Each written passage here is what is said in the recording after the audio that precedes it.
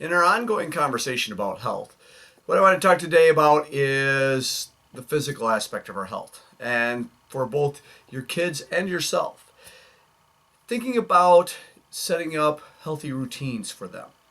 Right? One of the things we have to understand is nobody becomes unhealthy overnight.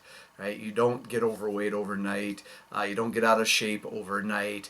Childhood obesity is on the rise, as becoming an epidemic. It didn't happen overnight. Right? It's all about choices. And with kids, it's two parts. Number one is helping them to understand why they have to make healthier choices. They're always going to go for the sugar. We are wired to go for the sugar. And it goes back to our ancestors living in the cave, and sugar didn't come along very often. So when they did, we craved it a great deal, and we went after it. Right? Well, we still have that same wiring. It hasn't changed. It's just there's sugar everywhere, and it's creating a lot of negative health effects. So it's helping your kids understand. Yeah, having sugar on occasion is okay, but we want to make these healthier choices, and why we want to make these healthier choices. And some of them they'll get, some of them they won't. It's kind of putting it into that mindset of, what I always talk to students is, who wants to grow up to be big and healthy and strong? All of them raise their hand. And then I say, who wants to grow up to be small and weak and fragile? None of them raise their hand. And then we just have that conversation. Which foods are going to make you go that way? Does that mean you can never have a snack? No, we can have a snack, right? But again, there's that snack on occasion that's not healthy as compared to 4 or 5 snacks a day that are not healthy. The other aspect, though, is what they see you do. If they're seeing you eat unhealthy snacks constantly, it doesn't matter how much you tell them to have that apple, that orange, that banana, that vegetable, that whatever that's healthy, they're going to do what you're doing. You got to set the example.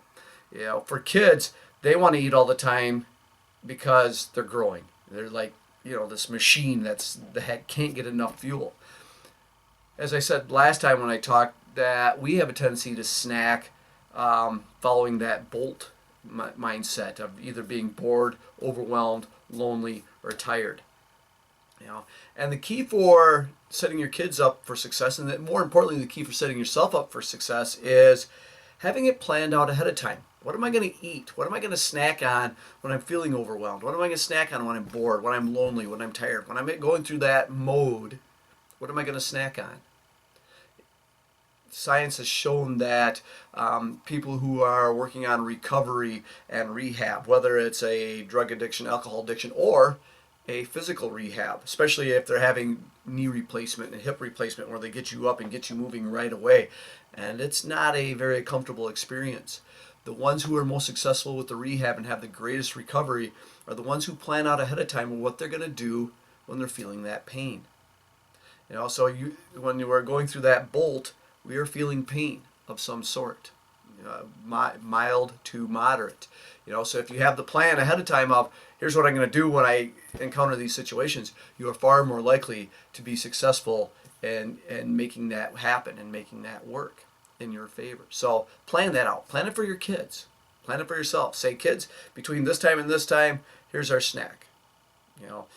Or have it as an alternative. For every one sugary snack you have 8 healthy snacks. Set up something that they can get their head wrapped around. For you, it's, here's my game plan.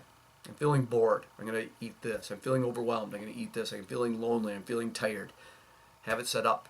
You'll be far more successful with those little habit changes you're trying to make, because we're all trying to get in better shape as we get older, all right, and make ourselves better. But you got to have a plan. You can't just hope. You can't use willpower. Willpower only lasts for a very short period of time, right? So we got to have a better plan. So think about that and start making your plan.